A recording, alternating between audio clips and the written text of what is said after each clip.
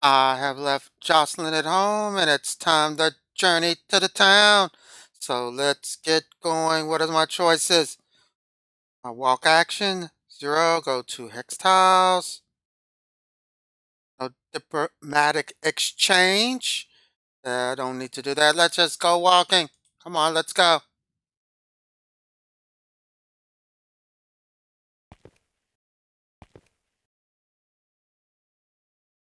A gentle wind carries the faint sound of chimes through the forest, a melody both soothing and strange. It stands out against the rustling leaves and the chatter of birds, an intrusion of human artistry into nature's orchestra. Drawn by the sound, you follow the winding trail until you come across the source, a series of small, handmade wind chimes hanging from the branches. Crafted from bone, wood, and pieces of metal, they sway gently in the breeze, creating a haunting yet harmonious tune. There's no sign of who might have made them, nor why they are here.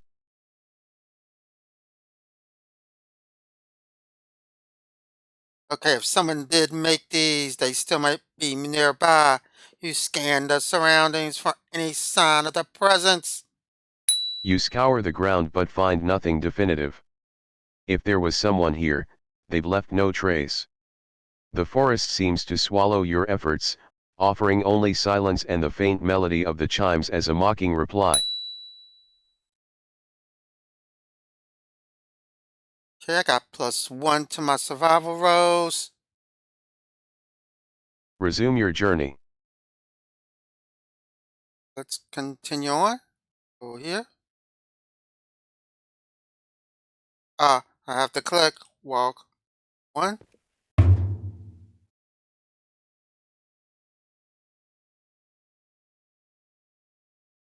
What is it? Clusters of ripe berries glisten beneath the canopy, their sweet scent hanging thick upon the air. I will go ahead and harvest them. Gather a handful of berries. That's good. Exploring the Lamford Gate. Even glow. Approaching Lamford, the main gate stands sturdy. Its doors are adorned with carvings of local lore. Vines creep up the stone arch, blurring the line between wild and civilization. A sentry nods quietly, embodying the town's vigilance. Beyond Linford unfolds as a tapestry of lively streets and cozy homes, all under the gate's protective shadow. Let's keep going.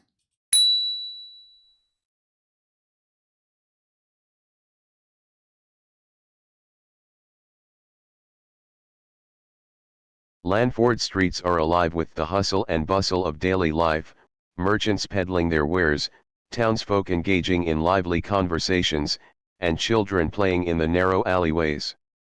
The air is filled with the scent of fresh bread from the bakery and the sound of the blacksmith's hammer. The bright sunlight casts a warm, inviting glow over the town, highlighting the colorful facades of buildings and the cheerful disposition of its inhabitants.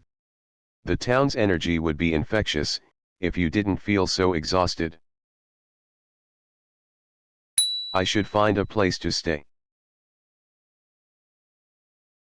Sunlight dances on the cobblestones, casting lively shadows that keep pace with the bustling town life. Amidst the day's vibrancy, your need for rest becomes increasingly pressing. The bright light, though lively and warm, feels harsh against your tired eyes, making your quest for a place to stay all the more urgent. As you shield your eyes and look around, the golden sparrow inn catches your attention. It stands as a quaint and inviting oasis in the midst of the town's activity. The exterior of the inn is adorned with beautifully crafted woodwork and flower baskets that overflow with vibrant colors, offering a visual respite. The inn's doors stand open, their welcoming embrace evident even from a distance. The promise of a cool, shaded interior and a moment's rest from the relentless sun is too inviting to pass up. As you step inside the Golden Sparrow, the cool respite of the inn is a welcome relief from the bright sunlight outside. The common room is alive with rustic charm, its sturdy wooden tables and chairs offering a sense of homely comfort. The walls serve as a tribute to the town's culture, adorned with local artwork and tapestries that depict the history and stories of Lanford. Sunlight filters through the windows, illuminating the room with a natural, vibrant light. It enhances the cozy atmosphere, lending a lively energy to the space. Patrons are scattered around, some engaged in animated conversations, others savoring their meals in quiet contentment. The air carries the enticing aroma of herbs and spices, promising delicious fare. Your gaze is drawn to the innkeeper as she approaches with a confident stride. Her demeanor radiates warmth, her kind eyes reflecting a life steeped in hard work and sincere hospitality. Good day. Welcome to the Golden Sparrow. I am Olivia, how may I assist you? She inquires with a smile that effortlessly bridges the gap between professionalism and personal care, immediately making you feel welcomed. Best choice. Yes, nice to meet you, Olivia. I am looking for two dear friends who might have stopped here. Have you seen anyone who might fit the description? I'm really hoping to find them soon.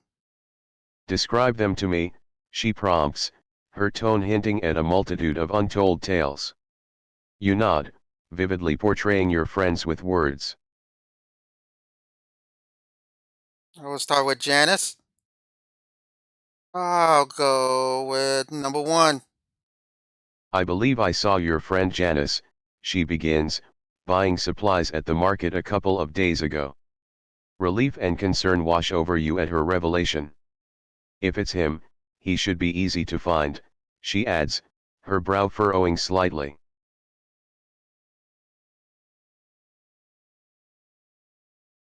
Ah, he's still around. Then, did he rent a room here? Olivia leans in, her voice dropping to a whisper as if to confide a secret. Well, he caused quite a commotion. It's rare to see someone of his stature involved in a market scuffle. He punched a merchant over a disagreement. Caused quite the uproar, indeed. Do you know what happened next? He was arrested, Olivia continues, her expression softening with sympathy. The city guard doesn't tolerate disturbances, especially physical ones. They apprehended him swiftly. I'm sorry, but if Janice is in the city lockup, that's probably the best place to start. Oh, that sounds dreadful.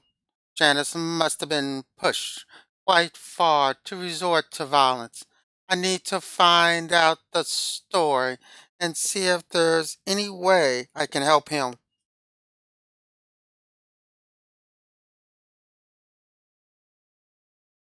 What about Claire? She's about this tall, with auburn hair that's shoulder length and a bit wavy. Her green eyes stand out sharp and bright. Her face has high cheekbones and a defined jawline. She carries herself well.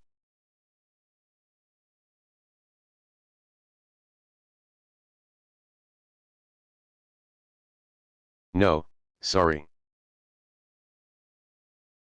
You pause for a moment, the words catching in your throat. One more question, if you don't mind. Rayla's shoulder-length red hair, green eyes, like her sister Claire. About this tall, fit, slender. You force yourself to focus, pushing aside the memory. She disappeared some time ago, and, well, I'm trying to find her. Your voice falters as the memory of Rayla's last moments flashes through your mind, the void swallowing her as she fell into what seemed like certain death. The shock and helplessness still linger, as if she's slipping away all over again. Have you by any chance seen her? You finally ask, already knowing the answer but daring to hope. Olivia's expression softens, her eyes flickering with empathy and reluctance. She sets the cloth down and leans in slightly as if to shield her words from the bustling noise of the inn.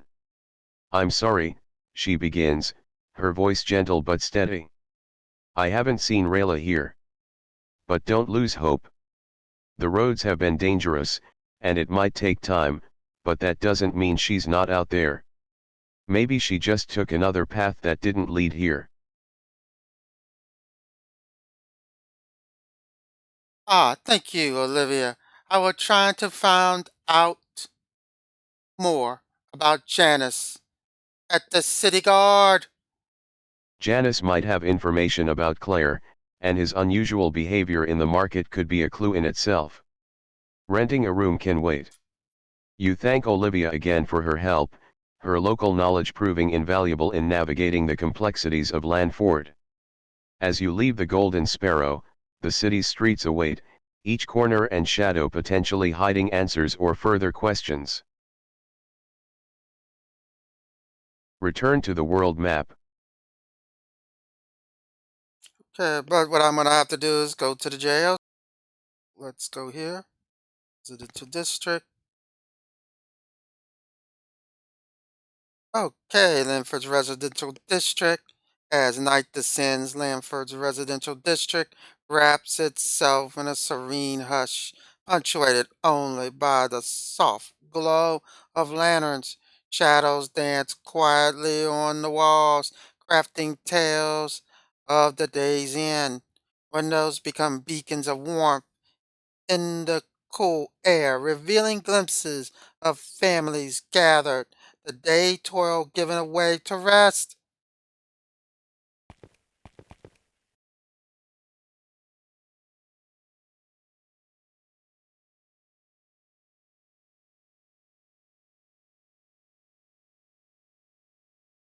Residential district, I'm not going to explore. Oh, wait a minute, someone's attacking me?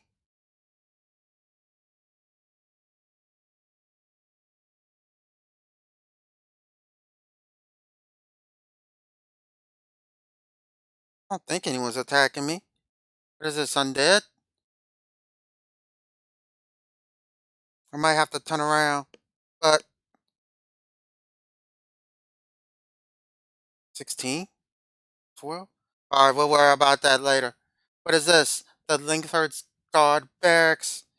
As the moon casts its pale light over the city, the Langford Guard Barracks loom with an intensified austerity. The stern facade, now partly veiled in shadows, exclude a even more formidable presence. Suddenly, a gruff voice breaks the night silence. A shadow figure, a guard with a stern demeanor, emerges. Official business only during the day. Turn around, citizen, he commands, his tone leaving no room for protest. Okay, all right, fine, fine, fine.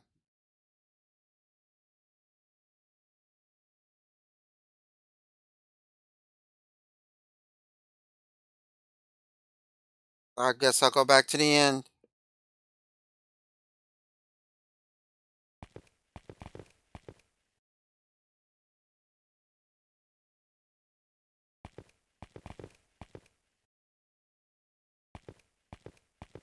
I'll go back to the end.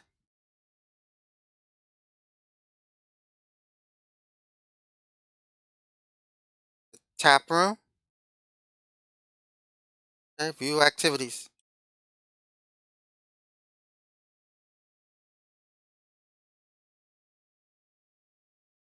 Your attention is drawn to the innkeeper as she approaches. She has a friendly demeanor, with kind eyes that reflect a life of both hard work and genuine warmth. Welcome back to the Golden Sparrow. How may I assist you this time? She asks with a welcoming smile that immediately puts you at ease.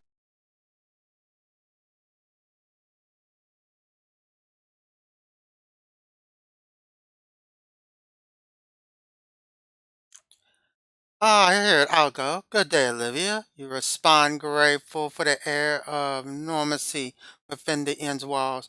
I would like a room, please. And if you could share some local knowledge, I would appreciate it. Olivia's smile widens in response to your request. Absolutely. We have a lovely room available that I'm sure you'll find comfortable and serene. Perfect for relaxing after a day in the sun, she continues, her voice carrying an inviting warmth. We serve a hearty breakfast and dinner here at the Golden Sparrow. If there's anything else you need, or if you're looking for advice on navigating Landford, don't hesitate to ask. We're here to make your stay as enjoyable as possible, she assures you, her tone infused with a sincerity that speaks of a deep commitment to hospitality.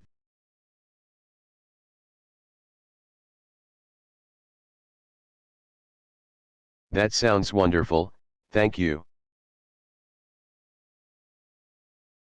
You can't help but feel a sense of relief, and with a nod, you thank her. That sounds wonderful, thank you. It's been a long journey. She offers a reassuring smile. Well, you're at the Golden Sparrow now. Rest and let us take care of you. You head to your room, the key in hand, feeling a bit lighter.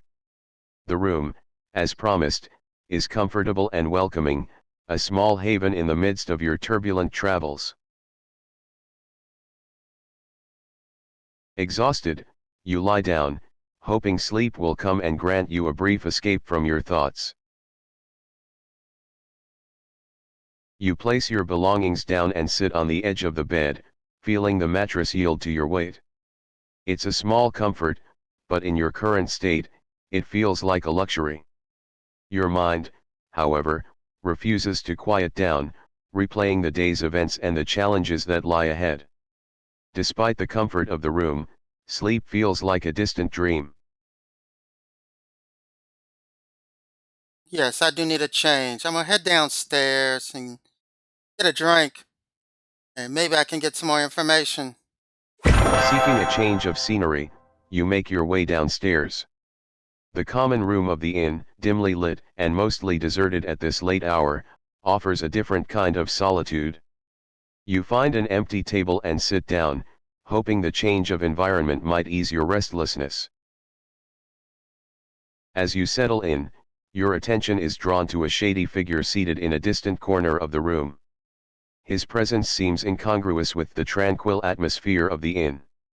You can't shake the feeling that he's watching you, his gaze discreet yet unmistakable. Each time you glance his way, you catch a fleeting look of interest, or perhaps calculation, in his eyes. As you sit there, trying to process the day's events, Olivia approaches your table with her usual grace. Can I get you anything? Some late supper, or perhaps a drink to help you relax, she asks, her voice a gentle interruption to the silence. You ponder her offer for a moment. The idea of a warm meal or a soothing drink is appealing, yet the presence of the mysterious figure in the corner of the room has piqued your curiosity. A drink sounds good. A drink sounds good, you reply, your eyes briefly darting towards the shadowy patron. Something strong, perhaps. Olivia follows your gaze and then nods understandingly, a hint of curiosity in her eyes. Coming right up, she says before turning to leave. You notice her glance back at the figure as she heads to the bar. As you wait for your drink, your mind wrestles with the decision of whether to approach the stranger.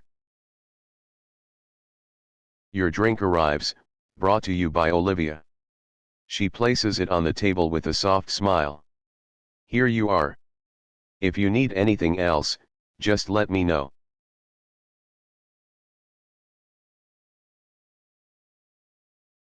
Hmm. As Lydia sets your drink down, you lean forward supplely, your voice low but distinct. Olivia, who is the man sitting over there? You discreetly gesture towards the corner where the enigmatic figure is seated. Olivia's gaze follows yours, her brow furrowing slightly as she attempts to discern whom you're indicating. Which gentleman are you referring to? She asks, her eyes sweeping the room. You turn to point more explicitly, but as you look back at the corner table, you find it empty. The mysterious individual has disappeared, as though he was never there. He was right there, in that corner, you say, your voice tinged with bewilderment. Olivia faces you again, her look one of both curiosity and concern. I didn't notice anyone there, but then, we have a variety of visitors. Perhaps he simply left, she offers, though her voice betrays a hint of skepticism. Thank you, Olivia. That's all for now. You take a slow sip of the drink, its rich flavor and the warmth bringing a small comfort. For a moment, you allow yourself to just be, no plans, no worries, just a traveler resting in the quiet of an inn. Sometime later. As you close your eyes, the comfort of the bed envelopes you, allowing the stress and excitement of the day to fade away. You drift into a deep, restful sleep, your body and mind recovering for the adventures that await tomorrow.